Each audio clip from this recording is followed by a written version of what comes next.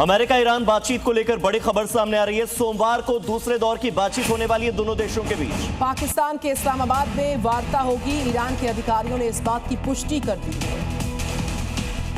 2 हफ्तों तक चले युद्ध की आग को इस्लामाबाद में ठंडा होना तय था और बातचीत होनी तय थी। अब इस्लामाबाद में सोमवार को वार्ता होगी, दूसरे दौर की यह बातचीत होगी और अमेरिका ईरान दोनों ही ये मानकर चल रहे हैं कि उनकी ओर से जो शर्तें रखी गई हैं उन शर्तों को माना जाएगा। बड़ी खबर इस वक्त युद्ध के मैदान से ईरान का हॉर्मुज खोलने का ऐलान। ये बहुत बड़ी खबर है। वाणिज्यिक जहाजों के लिए ये खोला हॉर्मुज। तो यानी कि अब जो तेल के दाम हैं उनमें जो बढ़ोतरी हुई थी उस पर लगाम लगेगी। रूट के नियमों को सख्ती से पालन करना ही होगा, ये ईरान की ओर से कहा गया है। हालांकि जितने भी सैन्य जहाज हैं उनके लिए हॉर्मुज स्ट्रेट अभी भी नहीं खुला है। उन्होंने कहा कि हमारी सेना के साथ तालमेल रखना जरूरी होगा वाणिज्यिक जहाजों का। इजराइल और लेबनान में सीज फायर का ऐलान होने के बाद ईरानी विदेश मंत्री अरागची ने कहा कि सीज फायर के बचे हुए समय तक सभी कार्गो शिप के लिए हॉर्मुज स्ट्रेट पूरी तरह से खुला हुआ है। अरागची के इस ऐलान के बाद तेल की कीमतों में 10% से अधिक की गिरावट आई, जबकि ग्लोबल शेयर्स में भी उछाल आया। हालांकि अरागची के ऐलान के बाद भी अभी भी कुछ तेल कंपनियां हॉर्मुज को लेकर आश्वस्त नहीं हैं, क्योंकि अंडर वाटर माइंस का पता नहीं है। इसलिए जर्मनी और नॉर्वे की जहाजें अभी भी हॉर्मुज से गुजरने से परहेज कर रही हैं। तो वाणिज्यिक जहाजों के लिए ईरान ने हॉर्मुज स्ट्रेट खोल दिया है और इसी हॉर्मुज पर अमेरिकी राष्ट्रपति डोनाल्ड ट्रंप का बयान सामने आया। ईरान का धन्यवाद व्यक्त किया गया। ट्रंप द्वारा नौसैनिक नाकेबंदी जारी रहने वाली है। साथ ही साथ सारे समझौते पूरे होने तक ये नाकेबंदी बरकरार रहेगी। तो अमेरिका की ओर से, यूएसए की ओर से नौसैनिक नाकेबंदी अभी भी जारी रहेगी। जब तक इस्लामाबाद में दूसरे दौर की वार्ता सफल नहीं हो जाती तब तक डोनाल्ड ट्रंप की ओर से यह दावा है कि यूएस वहां हॉर्मुज स्ट्रेट पर तैनात रहेगा। ट्रंप ने ईरान के हॉर्मुज खोलने के कदम का स्वागत करते हुए कहा कि हॉर्मुज स्ट्रेट पूरी तरह से सभी जहाजों के लिए खुला है।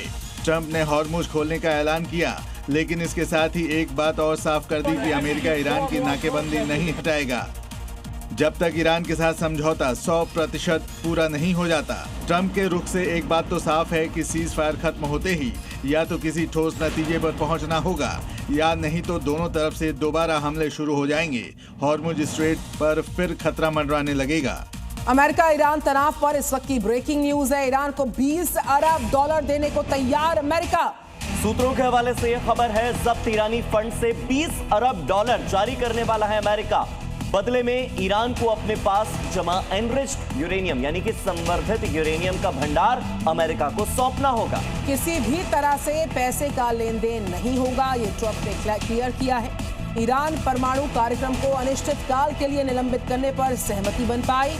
ईरान ने ट्रंप के यूरेनियम हस्तांतरण के दावे को खारिज किया है।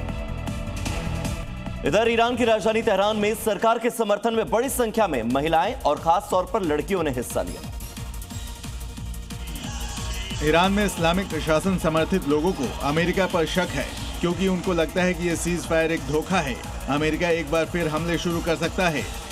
तेहरान में नेशनल गर्ल्स डे के मौके पर रैली का आयोजन किया गया था, जिसका theme devoted doctors of Iran रखा गया था। प्रदर्शन में बड़ी संख्या में महिलाओं और लड़कियों ने भाग लिया, जो मैं ईरान की बेटी हूँ, मेरा जीवन ईरान के लिए कुर्बान है का नारा लगा रही थी।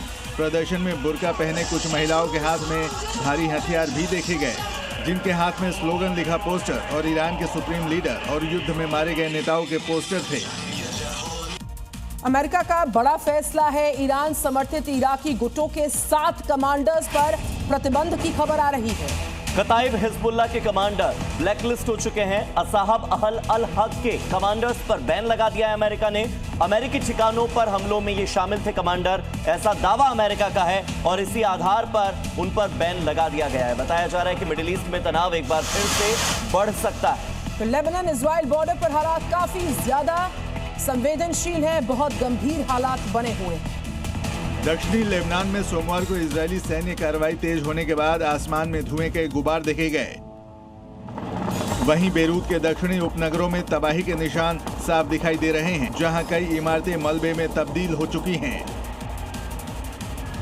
अस्थायी युद्ध विराम के बीच विस्थापित लोग अपने घरों की ओर लौटने लगे हैं, लेकिन डर अभी भी बरकरार है।